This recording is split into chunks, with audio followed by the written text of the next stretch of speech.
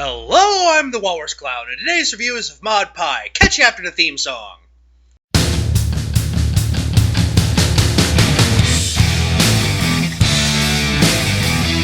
So our episode begins with 5 of the main 6 arriving at the Cakes Bakery in order to help Pinkie test rock candy for some rock candy necklaces for a tradition she shares with her sister Maude that's coming for a visit before going off to get her doctorate in rock science, and they end up eating so much of it that they go into a borderline sugar coma. And I'm pretty sure that Colgate is going to be making a pretty sixpence off fixing the cavities they all have now from eating all that junk food. And now, it's time for an educational moment from the Potamus. Here's a fun fact about horse teeth. Are you aware that horses have canine teeth? They are usually only found on males and are considered to be a gender difference, but can occasionally be found on females. This has been an educational moment from the Potamus. Then Pinkie reveals that she isn't just making the rock candy necklaces for just her and Maude, but also wants her 5 non-sibling BFFs to share in their best friend's candy-making tradition. Later that day, the main 6 sans Pinkie are setting up a picnic at the place where they are going to all meet Maude, where they talk about how much Pinkie seems to want them and her sister to bond as friends because everyone doing the candy necklace thing is really, really, really important to her. Then we get introduced to Maude and her monotone awesomeness!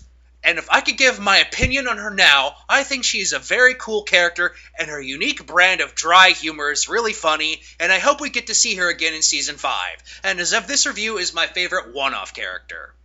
Anywho, after Maude and her pet rock boulder are properly introduced to the gang, Applejack offers her an apple spice muffin, and Maude accidentally eats a rock that fell off Rarity's really ugly hat and describes it as simply being crunchy. After the picnic, the 5 Not Pies meet up at Twilight's tree library and talk about how they aren't really clicking with Maude, and Twilight suggests that she might be shy and meeting them all at the same time might have overwhelmed her, and that they should try and get to know her one-on-one. This begins a montage of everyone trying to bond with Maude, which includes Rarity trying to bond over fashion only for Maude to wear a rock-colored dish rag as a scarf, going on a nature hike with Fluttershy where they meet a friendly neighborhood spider only for Maude to be more interested in the rock that the spider was on. A trip to Twilight's library where Maude recites several thousand poems that she's wrote, all of which are about rocks. Then she tries making apple cider with Applejack where she ends up murdering an apple with a rock. And then her and Rainbow have a rock throwing contest where Maude says that she doesn't like competition and winning isn't really that important to her, and it's revealed that Maude has a ridiculous amount of superhuman strength to the point where the rock she threw causes a nuclear rock explosion. And if I could go off on a tangent here for a moment, Pinkie was bitten by a radioactive composite Spider-Man, and Maude was clearly born on planet Krypton. Where do these powers beyond mortal ponies that are pies seem to have come from? I know that Earth ponies have magic, and every pony has their own personal magic, but that doesn't seem to quite explain things with the pies. Will Lime and Marble have superpowers too? Did Mom and Pop Pie do the nasty on a mattress filled with radioactive comics? The world may never know. Anywho, after realizing that they aren't really bonding, the main 6 sans Pinkie tell Pinkie the truth that they can't really partake in the candy necklace ritual because they really haven't bonded with Maude, which causes Pinkie's mane to partially deflate. And yes, I have my riot shield on standby just in case. And then sometime later, Pinkie gathers the crew and Maude together because she's had one of her "it's Pinkie Pie, don't question it" ideas that only she could have, and comes up with an obstacle course with things that involve everyone's interests that I'm pretty sure would be on Double Dare if the show was hosted by the devil.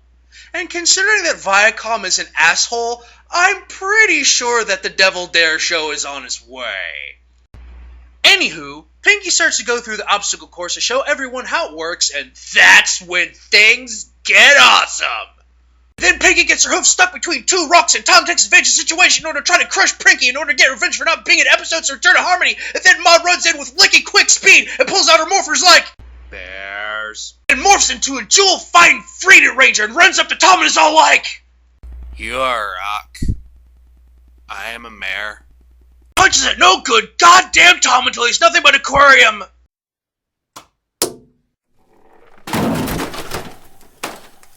2 hours later.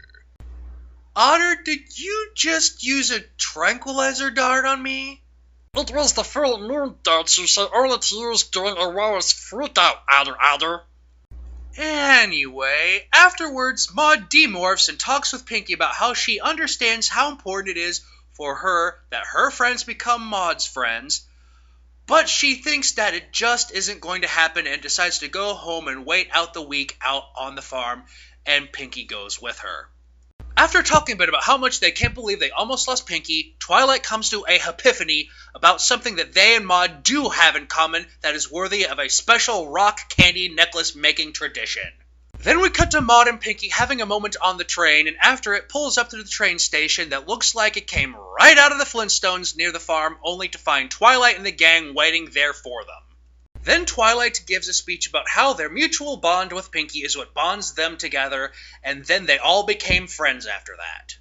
Then they all exchange candy necklaces, and it's revealed that Maude doesn't like candy, but has kept all the candy necklaces that Pinky has given her over the years.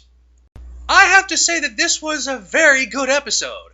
I loved it. The dry, rock-based anti-humor was an unexpected but very welcome switch-up from the show's usual brand of over-the-top humor. If I had to give it a rating, it would be a Maude out of 10. Don't forget to like, comment, and subscribe. See you next time, everybody!